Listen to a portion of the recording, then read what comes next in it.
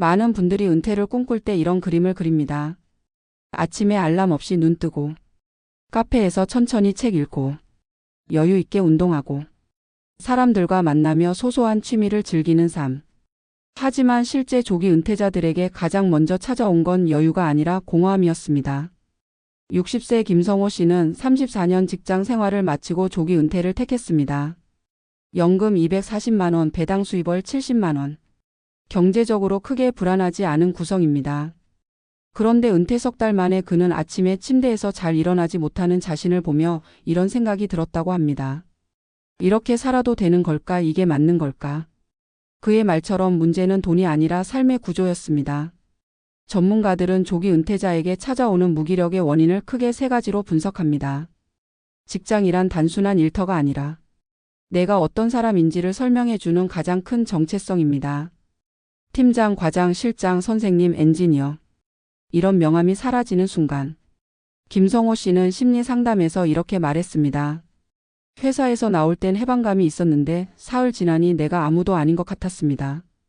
은퇴자는 하루가 길어지는 게 아니라 끝없이 늘어지는 경험을 합니다. 해야 할 일이 없는 하루는 쉬는 날이 아니라 방향성을 잃은 하루가 돼버리기 때문입니다. 이게 바로 심리학에서 말하는 시간의 탈구 템퍼럴 디슬로케이션입니다.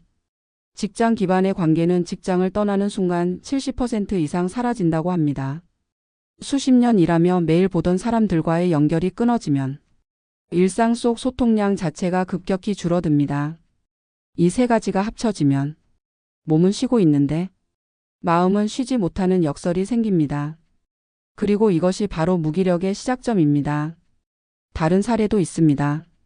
55세에 파이어족을 선언하고 내려온 윤정호 씨는 10년 동안 준비한 경제 계획을 완벽히 실행하고 은퇴했습니다. 월 지출 220만 원, 연금, 임대 수익, 배당을 합해 월 380만 원의 안정적 현금 흐름. 하지만 은퇴 후 가장 먼저 찾아온 건 기쁨이 아니라 멍함이었습니다. 그는 이렇게 고백합니다. 회사에서 스트레스 받을 땐 은퇴하면 천국일 줄 알았는데 막상 현실은 아무도 날 필요로 하지 않는 느낌이었습니다. 경제적으로는 평온하지만 심리적으로는 존재감 공백이 생기는 전형적인 경우입니다. 이런 분들의 공통점은 경제적 설계에는 수년을 투자하면서 정서적 설계에는 단 하루도 투자하지 않았다는 점입니다. 많은 분들이 이렇게 말합니다. 내가 너무 게을러진 걸까? 더 열심히 살면 되지 않을까? 하지만 전문가들은 분명히 말합니다. 이건 개인의 의지 문제가 아니라 구조의 문제라고. 직장이 만들어준 일상의 리듬. 그 리듬 속에서 생긴 규칙, 역할, 관계. 이 모든 것이 사라진 순간 뇌는 혼란에 빠지고 심리적 에너지는 급격히 소모됩니다. 무기력은 실패가 아니라 환경 변화에 대한 자연스러운 반응입니다. 하지만 이 무기력에서 성공적으로 빠져나온 은퇴자들에겐 공통된 변화가 있었습니다. 시간의 구조를 회사가 아닌 자기 자신이 만드는 것입니다. 아침 루틴, 운동 시간, 활동 시간, 사회적 만남. 이 네 가지 축을 중심으로 하루가 다시 살아났습니다. 직장인이라는 역할이 사라졌다면 작은 역할부터 새로 만들어야 합니다. 봉사자, 독서 모임 리더, 작은 프로젝트의 주인. 나는 어떤 사람인가가 다시 정의되는 순간 무기력은 줄어들기 시작합니다. 은퇴자의 무기력은 결국 고립에서 시작되는 경우가 많습니다. 의미 있는 대화, 함께 웃을 수 있는 사람, 작은 약속. 이런 연결이 다시 생기면 마음의 에너지가 돌아옵니다. 우리는 조기 은퇴를 말할 때 대부분 돈을 이야기합니다. 하지만 실제 은퇴자들이 가장 힘들어한 건 통장이 아니라 마음의 공백이었습니다. 은퇴는 시간이 많아지는 일이 아니라 삶의 구조가 사라지는 일입니다. 따라서 은퇴는 종착점이 아니라 재구성의 시작점이라는 사실을 잊지 않아야 합니다. 오늘 영상이 조기 은퇴를 고민하시는 분들, 이미 은퇴했지만 마음이 무너져 있는 분들에게 작은 실험의 시작이 되길 바랍니다. 혹시 여러분은 이런 생각을 해본 적이 있습니까? 하루 아침에 회사의 문을 나서고 이제부터는 내 시간이 온전한 나의 것이 되었을 때 그 자유가 곧바로 행복을 데려올 거라고 믿었던 경험 말입니다. 오랫동안 꿈꿔온 조기 은퇴의 순간 눈앞에 펼쳐질 여유로운 하루들, 하고 싶었던 취미와 하고 싶지 않았던 일들에서 벗어나는 해방감을 상상했던 적이 있습니까? 그런데 막상 그 자유를 손에 쥔 순간 이유를 설명하기 어려운 무기력함이 밀려온다면 그것을 어떻게 받아들여야 할까요? 내가 원하는 삶을 선택했는데 왜 마음은 갑자기 방향을 잃어버릴까? 오늘은 그 질문에 대한 답을 실제 은퇴자들의 사례와 함께 차분히 풀어보려 합니다. 많은 사람들은 은퇴를 일의 끝이라고 생각합니다. 하지만 상담 현장에서 가장 많이 들리는 고백은 일의 끝이 아니라 정체성의 공백이 시작된다는 이야기입니다. 어느 날 갑자기 나를 설명해주던 명함이 사라지고 나를 찾는 전화가 끊기고 나의 하루를 규정해주던 구조가 없어지는 순간 마음은 예상치 못한 공허를 느낍니다. 이것은 누구의 의지가 약해서도 누군가만 겪는 예외적 상황 때문도 아닙니다. 구조가 무너진 자리에는 공백이 생기고 그 공백은 누구에게나 무기력을 불러옵니다. 한 남성의 사례로 이야기를 시작해 보겠습니다. 58세에 스스로 조기 은퇴를 선택한 김성호 씨는 직장에서 팀장으로 일했습니다. 하루 수십 통의 전화와 회의, 결정을 내려야 하는 순간들 속에서 그는 늘 바쁘고 지쳐 있었고 그래서 은퇴만 하면 모든 것이 좋아질 거라고 확신했습니다.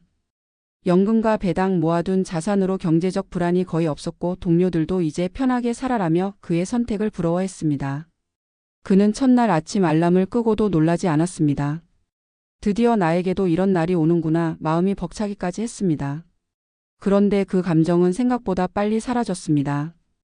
은퇴 후 일주일이 지나자 그는 자신의 하루가 생각보다 길다는 걸 깨달았습니다.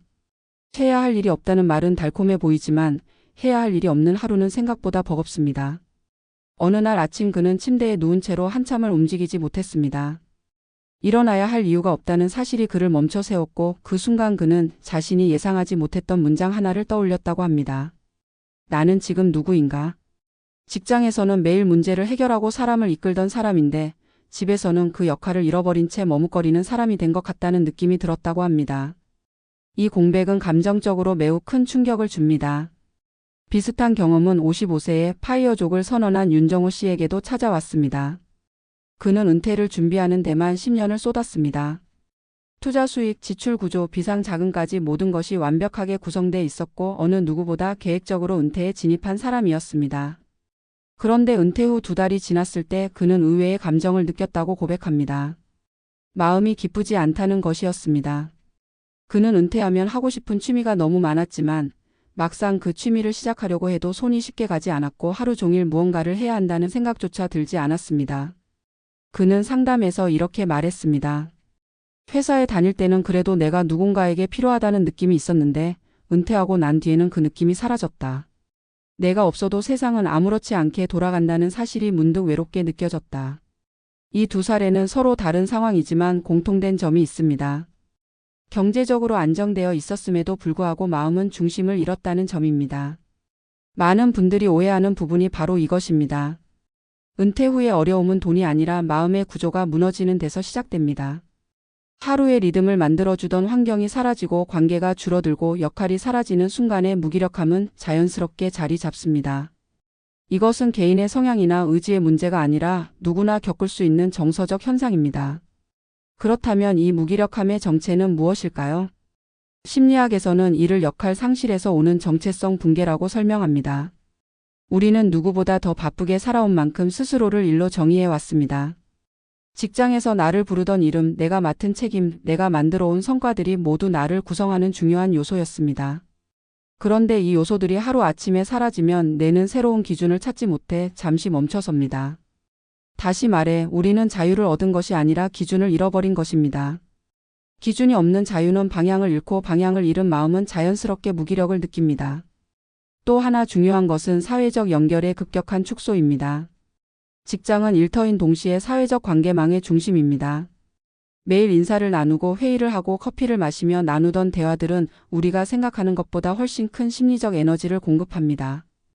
은퇴 후 대부분의 관계는 조용히 끊어지고 하루 동안의 대화량은 눈에 띄게 줄어듭니다.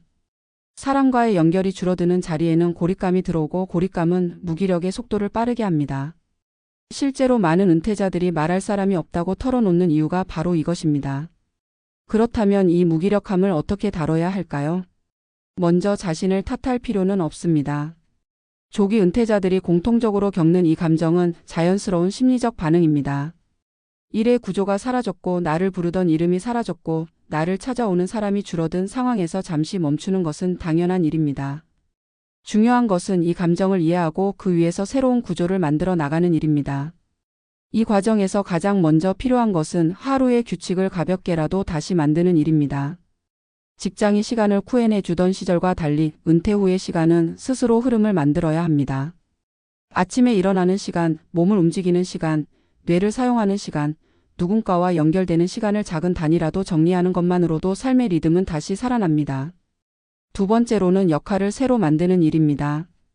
반드시 거창한 역할일 필요는 없습니다.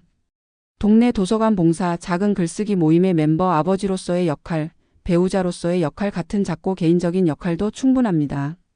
누군가에게 의미가 되는 자리가 생기면 마음의 에너지는 다시 움직입니다. 마지막으로 사회적 연결을 회복하는 과정이 필요합니다. 일상 속 대화를 만들고 누군가와 약속을 만들고 작은 모임이라도 참여하는 것만으로도 마음의 고립감은 빠르게 줄어듭니다. 조기 은퇴는 많은 이들이 꿈꾸는 이상향처럼 보이지만 실제로는 돈보다 마음이 먼저 흔들리는 시기입니다. 구조가 사라지고 역할이 사라지고 관계가 줄어들 때 마음은 누구나 힘을 잃습니다. 그 무기력함은 실패가 아니라 시작의 신호입니다. 이제는 내가 주도하여 나의 하루를 다시 설계해야 한다는 신호입니다. 오늘 영상이 그 시작점을 찾는 데 작은 도움이 되길 바랍니다.